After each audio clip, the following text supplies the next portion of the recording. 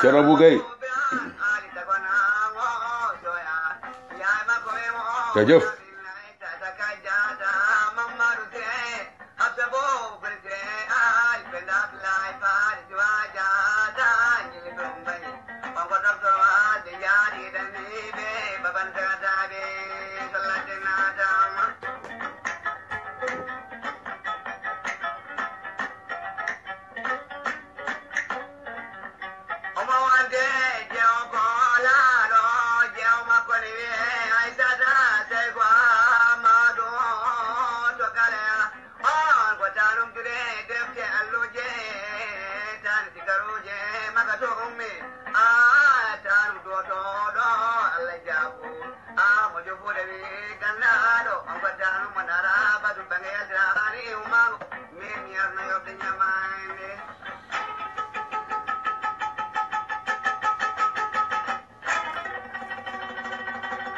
waaleykum salaam wa rahmatullah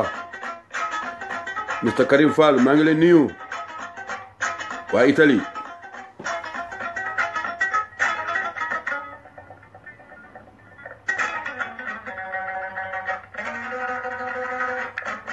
Macky rek Karim Fall nee na Macky rek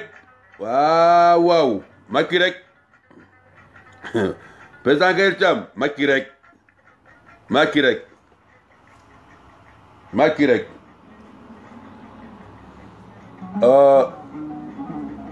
mbokk yi asalaamaaleykum maa ngi leen di nuyu ku nekk turam ak santam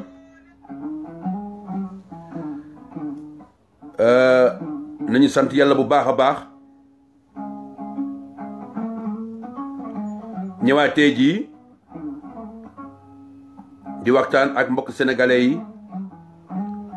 ak ñi nga xam ne aussi nekk ci diaspora ginnaaw ba ñu sante yàlla julli ci rasul sallallahu alayhi wa sallam di sant suñu waajur di ñaanal Sénégal Afrique ak monde entier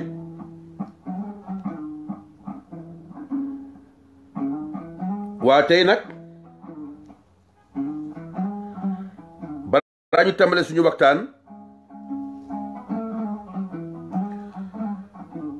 di jaajëfal l'association des Sénégalais d'Amérique bi nga xam ne Ibrahima Sow moo ko jiite ak kii di consul général El Hadj Ndanga Ndaw ak ki nga xam ne kii l'infatigable le directeur général des Sénégalais de l'extérieur Sori Kaba yàlla def le 22 le 23 et le 24 ñu war a organiser fii bi nga xam ne salon d'investissement des Sénégalais ñi nga xam ne ñu nekk fii ci États-Unis d'Amérique kon xam ngeen loolu lu am solo la nga nekk bitim réew sa waa réew ñëw di la dimbale nan nga mën a investir ci sa réew loolu lu am importance lu am solo la ndaxte ñun ñee xam ne dañoo nekk bitim réew ñu ngi bitim réew waa suñu xel mu ngi Sénégal bu doon suñu sago jege suñu waajur jege suñu jabar yi jege suñuy doom bu fekkente ne gouvernement Sénégal am bii xalaat ñëw loolu lu baax la kon nag le 22 bi nga xam ne ñu bëri ñëw nañu ñu bëri commencé nañu ñëw ki nga xam ne aussi le directeur général Pape Ndaw moo jiita ci wàllu artisanat ñu ngi fii bari nañu ñu ñëw kon lii lu am importance la bu fekkente ne consulat général consulat ak ki nga xam ne l'association des Sénégalais d'Amérique ak ki nga xam ne moo jiitu ñi nga xam ne ñu nekk ci waa diaspora di Sori Kaba kon lii dañuy bëgg bu jour bi ñëwee bu soobee yàlla ñëpp nañu ñëw ci Grand Théâtre foofu ci 5e avenue kon loolu lu am importance la parce que lii dina ci jàng lu bëri kon nag rendez-vous vendredi foofu incha allah di ndokkal aussi li nga xam ne lauréat des grands prix de chef de l'État ki nga xam ne suñu xarit la ñu tàll di Baba Maal ànd ak Ousmane William Mbaye ñu ngi leen di ndokkal di leen jaajëfal ak ki nga xam ne mooy Ramatu Seck Samb ak André Marie Diagne lii dafay wane ne rek président Macky Sall bàyyiwul dara ci Sénégal ñu bëri ñu ngi doon yuuxu ñu naan artiste daanaka dafa daanu ci biir Sénégal waaye président Macky Sall mu ngi taxaw di yëkkati art kon xam ngeen lii bu ñëwee lii dañ ko ci sant bu baax a baax keroog dimanche bi passé am na su ma waxoon tuuti ci wàllu li nga xam ne gars yi nekk fii di yàq image Sénégal di yàq image Sénégal di yàq image justice Sénégal loolu foog naa dara bu xewee balaa ñi ñi commencé di critiquer di yuuxu di wax su dul noonu dañoo war a dal war a teey merci Amadine Janor kon nag keroog ndaw soosu jël partout média yii di wax gudd ak bëccëg may mën a buso di wax lu dul amul lu mu waxul amul lu mu waxul nit ñi daal di gëm ñii di yërëm tout vraiment lii du dëgg ah li ki tabax këram ngeen koy génnee nii di toj kër gi nit ñi di yuux gudd ak bëccëg réseaux sociaux yi nag gars yi commencé di wax kon ngeen xam ne loolu balaa ngeen di ŋaññi ay justice ñu naan justice Sénégal moo def lii mbaa lii affaire politique la waaye nag bi borom kër gi ñëwee wax borom terrain bi bu mu ñëwee mu wax case close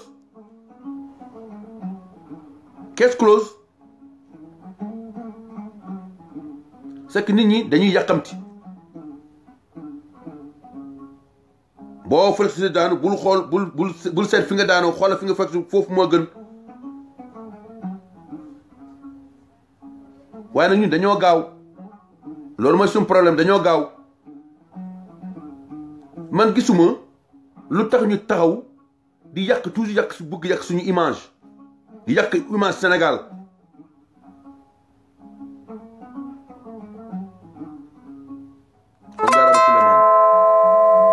di yàq image Sénégal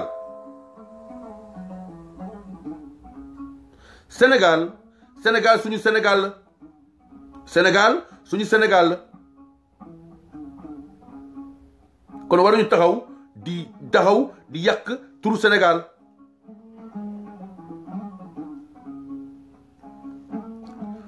waaw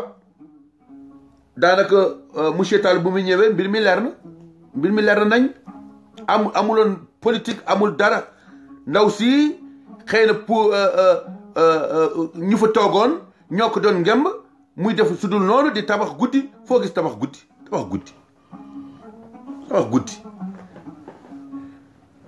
moo tax nit dëggu di def lu dëgg parce que xam nga fen dina daw guddi daw bëccëg di daw guddi daw bëccëg waaye nag fen day da waaye dëgg bu ñëwee rek da koy jàpp loolu moom lu wóor la moo tax jarul tout temps ñi nekk di ngañi suñu réew mbaa di yàq suñu justice ñi nga xam ne justice bu meilleur la ñu am ci Afrique justice Sénégal bu meilleur la bu ñu demee ba Afrique yëpp toog ñu jox leen ay président na nga leen àtte loolu dafay wane rek suñu justice bu am maanaa la waaw xam ngeen président Macky Sall gis ngeen démb 274 milliards mi nga xam ne ci Kër Momar Sarr ñett 3 président dafa bëgg léegi Sénégal foo jaar ak foo gëstu fekk ndox mu ngi wala ngaar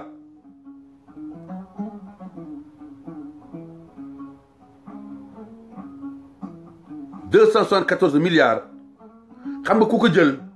di ko def ñi xam ne pour uniquement ndox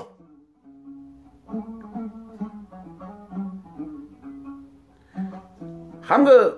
mbirum président Macky Sall bu muy tàmbalee di poser ay première pierre gars yi commencé nañ di woy waaw monsieur première pierre loolu lañ doon woy de monsieur première pierre lii moom bu leen day kii rek waaye du sotti bu commencé rek gars yi commencé di yuuxu ñu naan waaw monsieur poser première pierre léegi de jeex na di wax leen léegi monsieur inauguration monsieur première pierre léegi wax leen monsieur inauguration kon nag ngeen xam ne président Macky Sall mu ngi liggéey guddi di liggéey bëccëg te xam nañ aussi Sénégal moo ko ñor bu commencé dara rek mais xool leen léegi terre bu mu commencé terre ñuy wax ay des milliards non loolu moom day wax rek loolu du mun a am dañ fi nekk di yuux guddi ak bëccëg dans les journaux lii di musu am lii lii wax bëlëf la amul lu ñu waxul waaye bu ñu defee pose première pierre ñu commencé encore di yuux du mu dem fenn monsieur poser première pierre léegi nag bu ñu gisee affaire bi léegi mu ngi dox carrément chantier yaa ngi jóg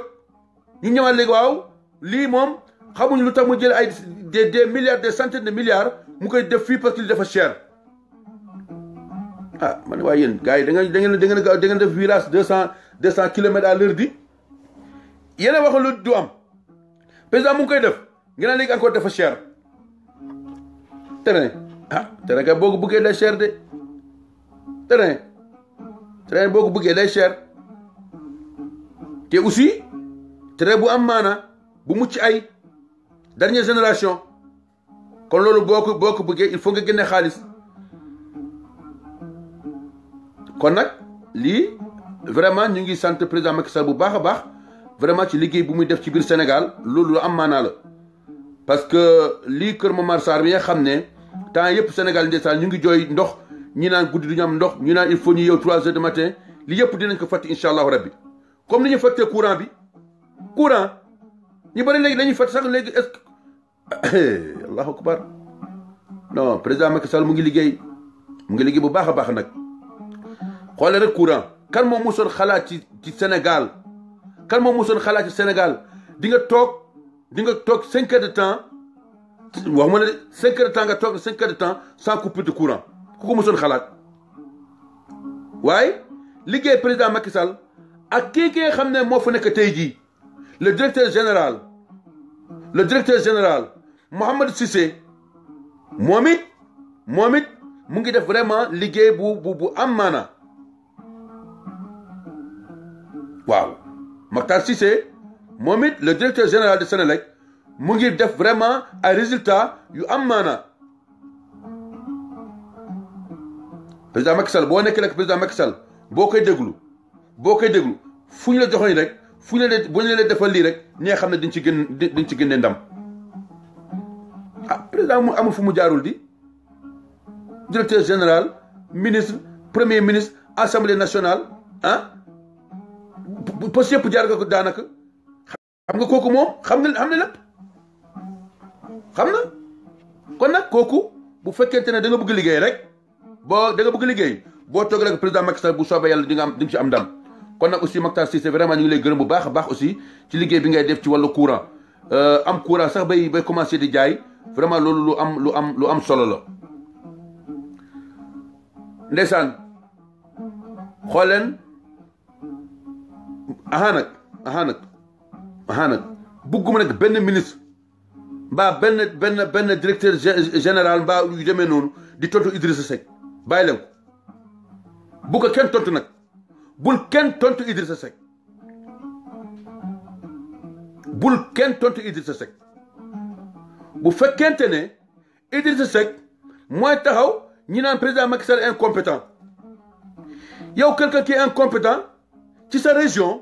di investir 274 milliards quelqu'un qui est incompétent mooy tabax ñi nga xam ne autoroute à péage ci sa région quelqu'un qui est incompétent mooy inauguré aéroport international Blaise Diagne quelqu'un qui est incompétent mooy jël encore route aéroport ba Mbour ay président Macky Sall waaye na nga nekk compétent bu dee léegi mooy compétent président Macky Sall na nga nekk incompétent waaw bu fekkente ne lii mooy incompétent di def ay chantier di inaugurer di poser première pierre président Macky Sall na nga continuer ci boobu incompétence Idrissa Seck ndeysaan xam nga léeg-léeg ndeysaan boo demee ba xamatoo foo jëm yaa ngi xam nga ndeysaan léegi moom day toog rek mel ni kuy gënt waaw day gënt moom daal léegi day gënt moom xam na ne carrément Idrissa Seck dafa xam carrément Idrissa Seck dafa xam carrément mënu def fenn yow ñëpp li nga am ñëpp dem bàyyi la ki nga xam ne ku gën a dëgër ci sa parti mu nekk xale am fresh dret dem bàyyi la yow foo jëm fan nga jëm yow xëy na nag muy ginaar mooy nag boo ko rendee il faut que mu def quelque gymnastique Idrissa kay bàyyi leen ko rek Idrissa bu ko kenn tontu nag Idrissa bu ko kenn tontu parce que moom lu koy door rek doy na à chaque fois Idrissa Seck bu génnee sorti dal président Macky Sall day am benn ponk ci parti bi encore bàyyi ko xoolee rek depuis ñoom Oumar Sarr depuis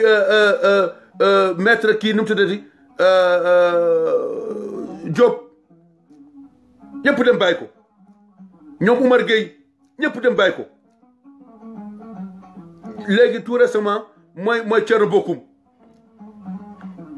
xale yëpp dem bàyyi ko mais xool leen Talla Sylla du ñoom ñoo àndoon Talla bàyyi na ko c'est que yow nit ki nga xam ne yow da nga naan ñëpp yaa gën a muus da nga naan ñëpp yaa gën a am bari xam-xam dem ba léegi fooy wax rek génn ay surat alquran ba gars yi léegi nag defal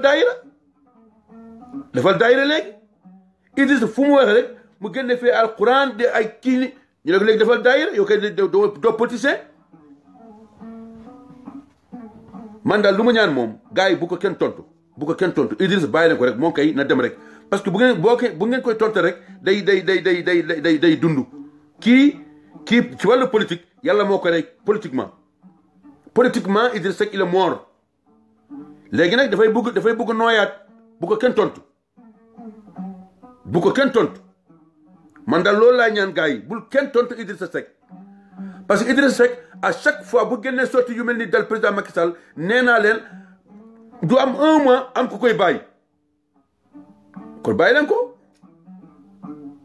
Touré Seck maa ngi lay nuyu bu baax a baax kon nag loolu bu fekkente ne kooku mooy taxaw ñu naan président Macky Sall est incompétent yow léegi fekk fi ngay jaar léegi ci Sénégal bu la neexee ak bu la naqaree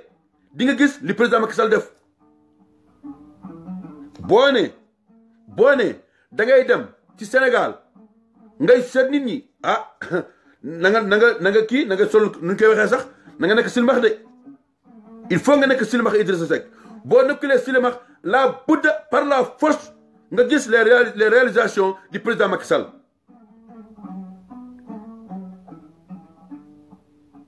oui foo jaar ci région yi foo jaar ci département yi foo jaar di nga gis les réalisations du président Macky Sall mënoo ci dara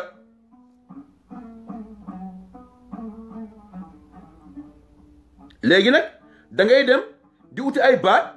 nga naan waaw man su ma faloo dinaa leen defal lii fekk li ngay wax le mu ngi foofu ah bu dee goudron mu ngi def ay goudron forage mu ngi def dispensaire mu ngi dox lépp mu ngi dox léegi lan que tu vas proposer aux populations lan laa waxal lan ngay wax léegi population yi parce que foo jaar rek président Macky Sall dafa na fa loo xam daanaan kay xëy na xaalis bi dafa des milliards yi nga jëloon dafa des léegi il faut nga dem dugg ci nit ñi rek di wax foo dem rek ñu leen tëcc de waaye nag il faut nga génne fa sa xaalis kese mais doo amoo loo mënta wax foofu ba nit ñi di la déglu idi yow Sénégal yi ñoo la vomir loolu il faut nga xam ko Sénégal yi dañu la bàyyi tranquille loolu il faut nga xam ko loolu moom il faut nga def ci sa bopp bi wax naa la ko ba tey nag waaw parce que à chaque fois boo attaqué président Macky Sall rek am na luy dal ci yow xanaa koy loolu moom mën nga ko seetal sa bopp sax dernier sortie bi nga def Thierno Bocoum moo la bàyyi léegi maa ngi xool ni est-ce que sax député bi Déthié Fall du la bàyyi sax léegi c'est à voir même xool leen rek di ngeen wax da ngay di waxoon ko encore c'est ça keroog nag am na lu ma waxoon keroog ci dimanche passé il faudrait que aussi ñu seetaat suñu bopp ab parti politique la ñu yore bu ñu tudd Alliance pour la République mooy APR am coalition bu ñu tudd Benno Bokk Yaakaar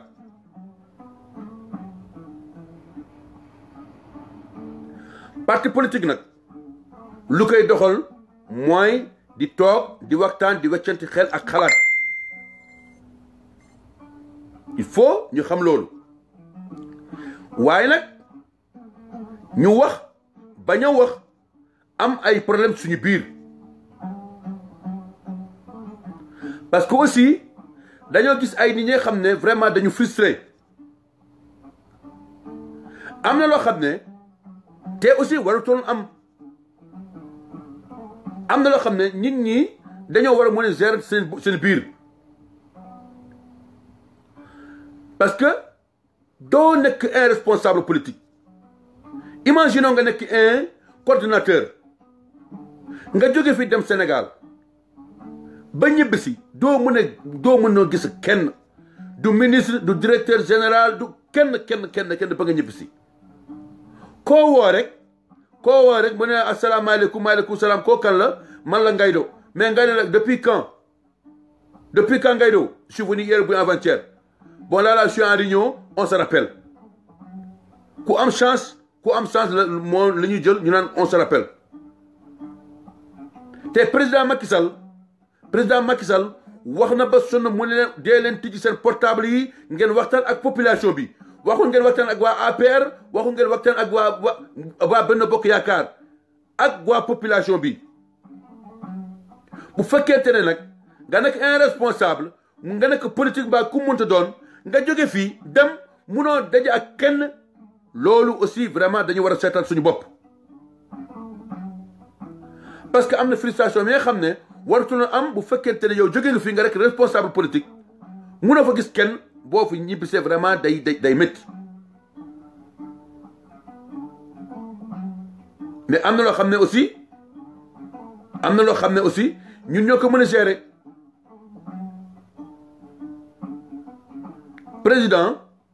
président mun a recevoir ñëpp waaye am na loo xam ne yàlla minimum am ñu jóge fii bu ñu ñëwee Sénégal ñibbisi fii ñu toog di def réunion information waaw ministre nangam maa reçu bon recevoir na ma moom koy vraiment kontaan na ci suñu parti bi kontaan na lii vraiment nee na vraiment nañu gën a góorgóorlu nañu gën a jàppale président Macky Sall nañu gën a jàppale Sénégal déjà bu ñu déggee loolu rek dañ ci kontaan waaye nag foo fugg rek foo fugg bunt yaa ngi dëgër këng loolu aussi du jëmale parti bi ci kanam du jëmale président Macky Sall ci kanam il faut ñu waxante man waxuma ci wàllu élection waxuma ci wàllu élection de déedéet xam nga kër dina am dépense bu mat sëkk kër am bànneex bu mat sëkk waaye nag bu ñu nekkee ci biir kër du ñu tuddante ak lu ñu mënti toog ci kër gi nu mu neex am na lu des man damay bëgg boo gisee may wax naan les ministres les directeurs généraux nañu ubbi seen portable waxtaan ak nit ñi recevoir ak nit ñi waxtaan ak nit ñi pour ëllëg suñu victoire bu fekkente ne dañ koy fêter na fekk suñu xol yëpp vraiment xel yëpp dafa bëggee comme xale yi ni ko waxee ñun loolu la ñu bëgg 2019 bu ñuy fêter suñu victoire di yuuxu di joxante ak kolaat na fekk vraiment suñu xol yi dafa neex nee naa leen la réaction du président Macky Sall loolu duñ ko leen laame sax loolu bu soobee yàlla loolu déjà c'est acquis maintenant dañoo bëgg famille APR famille Benno Bokk Yaakaar nañu gën a dëgërante bu baax a baax parce que team bu ñu amee team il faut team bi gën a dëgër bu baax a baax di nga gagné match des fois nit ki dominé la nga gagné nga mais am na lu des ñun dañoo bëgg bu ñuy gagné na fekk ñëpp vraiment dañoo kontaan am ba neex loolu lañu soxla te aussi vraiment encore une fois damay ñaan les responsables politiques nañu gën a vraiment dëgëral seen diggante ak base bi nañu gën a dëgëral seen diggante ak base bi parce que base bi mooy lépp kon nag bu fekkente ne ñi ñu ngi dox gudd ak bëccëg di liggéeyal président Macky Sall luy baax ñoom it vraiment nañu gën a jàppalante ñu gën a jàpp ñi nga xam ne ñu nekk ci waa base bi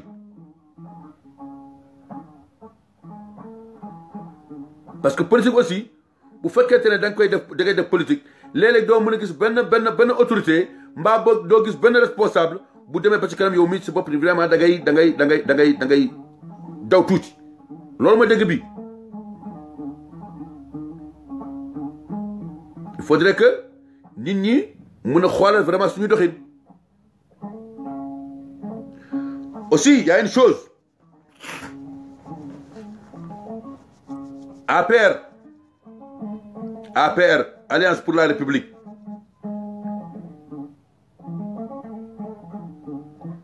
munoo yore saaku pomme de terre nga am saaku pomme de terre mbaa saaku soble nga am saaku soble bi nga am saag bi dafa fees dal te li nga xam ne lu fa nekk yëpp dafa baax bi nga koy dugal lépp dafa baax waaye nag boo demee ba sotti saaku bi nga gis ay soble dafa nëpp lu nëpp laa la wax dafa nëpp bu ne nekkoon ko dama am 200 soble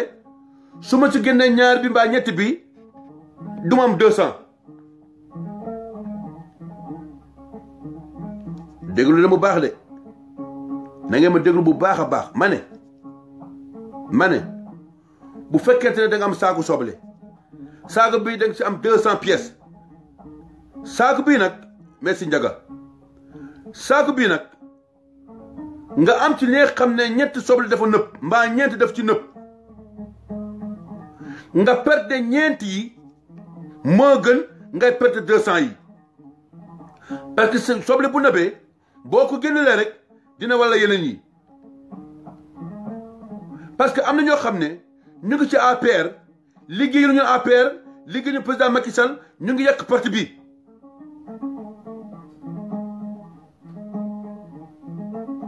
parti dafa am charte dañ ko war a respecté fépp la nag fépp lay wax nag musuma gis nga nekk ci parti politique ngay contre ce parti di voter contre lépp lu la métti ci parti danga koy def ba pare soo defee ba pare léegi nag bu ngeen toogee ngeen waxtaan loolu mooy dëgg bi léegi nag ak lu munta doon lu jàll na lu jàll na léegi nag ñu ngi ci grand combat bi mooy 2019 damay ñaan waa APR di ñaan waa Benno Bokk Yaakaar nu ñu meloon en 2011 2018 bi 2018 na melaat comme 2011 et c'est le moment de serrer les coudes xuloo jaru fi fii këral yi nañ ko enterré ñu xool suñu intérêt parti ñu xool intérêt réew mi ñu xool intérêt parti bi xool intérêt réew mi xuloo bi ŋaayoo bi du ñu njëriñ dara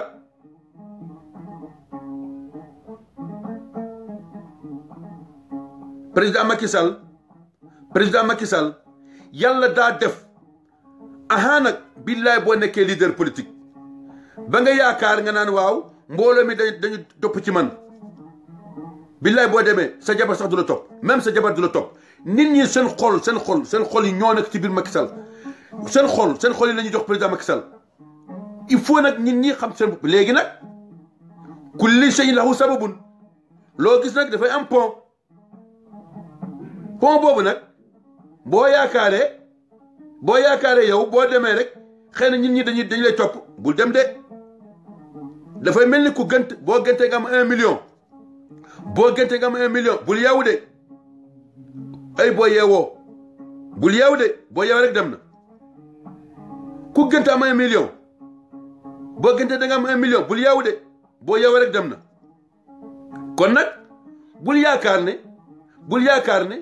da nga nekk ci kanam nit ñi di la topp nga foog nit ñi yoo lañu topp nit ñi président Macky Sall la ñu bëgg président Macky Sall la ñu gëm parce que dañoo gis les réalisations du président Macky Sall nee naa leen département boo munta dem boo fa demee di nga gis aussi vraiment liggéey président Macky Sall man kay nee naa Idrissa Seck bu yàbbo mu jël kii ni ñu koy waxee bu yàbbo mu nekk silmaxa fu mu dem dina gis di les autoroutes dina ko gis goudron yi dina ko gis Fouta de moom booy dem na am kaala nag dama koy yëgal léegi Fouta buy dem Fouta il faut mu am kaala parce que chantier yi dañoo commencé nañu bu baax a baax sax kon nag dañoo bëgg suñu parti bi nañoo bokk ndey ñu bokk baay les querelles nañ ko enterré ñu xool intérêt parti bi loolu moo am solo tey jii dañoo bëgg képp ki nga xam ne ku nekk am na lu lay métti ci parti sa biir kër sax am na lu ciy métti waaye nag da ngay muñ léeg-léeg pourquoi nit ñi toog des fois ñu def réunion de famille ñu def concertation waxtaan si ñu biir ku nekk wax lu la naqari bu jeexee jeex na parti bi suñu parti bi aussi il faudrait que mu mel noonu aussi waaye nag ci loolu yëpp nag ñi nga xam ne ñu jiitu ñooñu ñoo war a xool ñi ngi nekk seen ginnaaw loolu mooy dëgg bi Issa Sow maa ngi lay nuyu bu baax a baax Mohamed Loom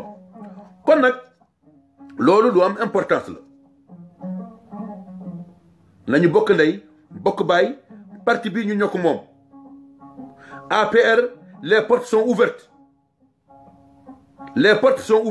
ku bëgg a bokk ci APR muy diaspora muy Sénégal ak fu mu munti doon bismillah parce que parti bi ñun ñëpp ñoo ko moom te xam naa ne ñun ñi dinañu ñëw parce que ñu ngi gis le président Macky Sall di liggéey xoolal démb rek 274 milliards ndox ca yàlla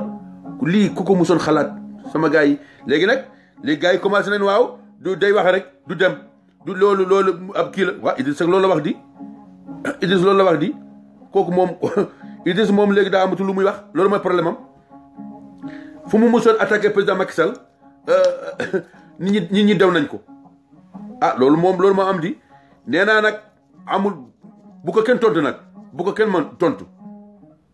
parce que moom dafa ne mu ne président Macky Sall est incompétent te yow léegi fépp fi ngay jaar li nga xam ne président Macky Sall moo ko réalisé eh waay président na nga nekk incompétent président Macky Sall na nga nekk incompétent bu dee incompétent mooy defal ay goudron incompétent mooy defal autoroute à péage incompétent mooy defal ay forage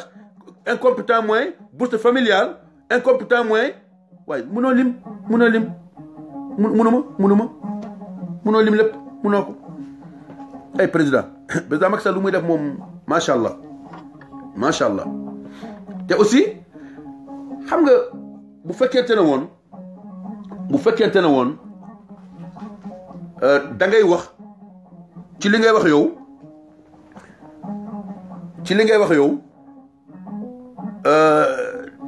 da ngay wax rek pour wax su boobaa ñu naan waaw bon moom kii moom waxu politicien lay wax waaye nag lépp luñ fi wax fii ñun liñ ci teg suñu bët suufraay da ngay gis xam nga bu ñu nee Ila Touba moom mu ngi noonu bu ñu waxee bourse familiale mu ngi noonu bu ñu waxee couverture maladie universelle mu ngi noonu bu ñu waxee université yi mu ngi noonu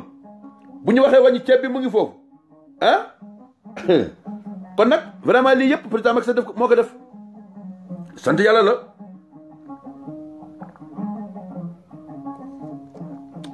la kon nag président Macky Sall ñu ngi koy sant di ko gërëm te aussi vraiment mu ngi liggéey Sénégal bu baax a baax waaye nag c'est normal nag aussi c'est normal opposition taxaw na waaw président Macky Sall n'a rien fait xam nga ne seen kii nu mu tuddati député Aïssata Tall Sall xam nga dëgg moom dëgg la rek dëgg la rek mu ne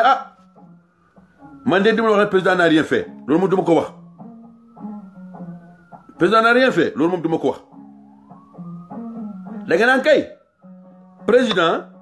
lu mu def moom su ma jotee réew mi dinaa def lu ko raw loolu mooy wax ji mooy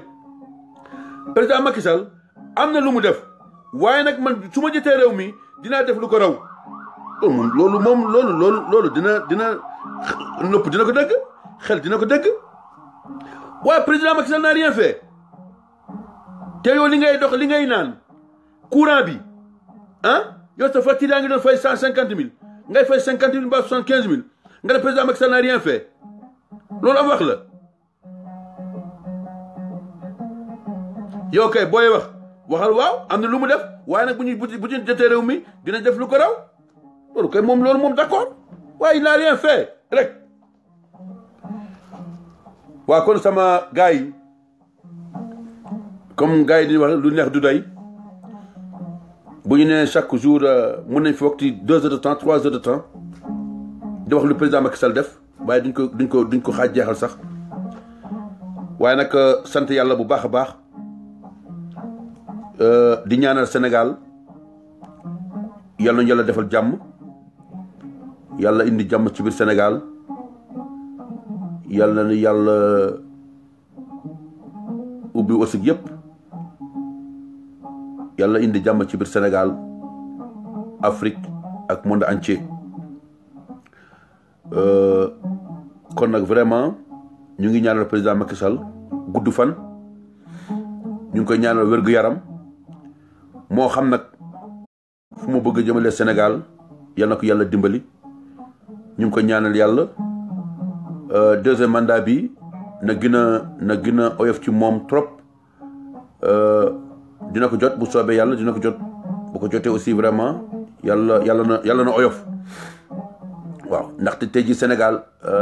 ñëpp bëgg Sénégal ñëpp bëgg Sénégal kon nag Thierno Ousmane Guissé mi salmini Ousmane Ba mi salmini on kon nag Khady Guissé mi salminima sama xarit yi sama mbokk yi kon maa ngi leen di sant di leen gërëm xam naa nag bi dimanche incha allah ça sera suñu émission en pulaar di rappeler nit ñi rek di rappeler nit ñi bu soobee yàlla le 22 le 23 et le 24 salon bi nga xam ne d'investissement des Sénégalais d'Amérique ki nga xam ne le président Ibrahima Sow ak kii le conseiller général El Hadj Ndanga Ndaw ak suñu patron ki nga xam ne l'infatigable ki nga xam ne kii di Sori Kaba c'est le directeur général des Sénégalais de l'extérieur moom it def fi ñëw kon nag dañoo woo Sénégalais yëpp nañu ñëw teew jour boobu parce que lu am importance la parce que ci wàllu investissement ñëw déglu bi rek ñëw déglu am na loo xam ne loo ci jàng ci lu bëri di nga xam ne ni ngay defee investissement mbaa yu demee noonu kon nag jour boobu ñëpp war nañ ci mën a teew kon nag xaasa asalaamaaleykum wa rahmatullahi taala wa barakatu seen xarit seen soppe Aliou Amadou Ngaye depuis New York Brooklyn wasalaam Alassane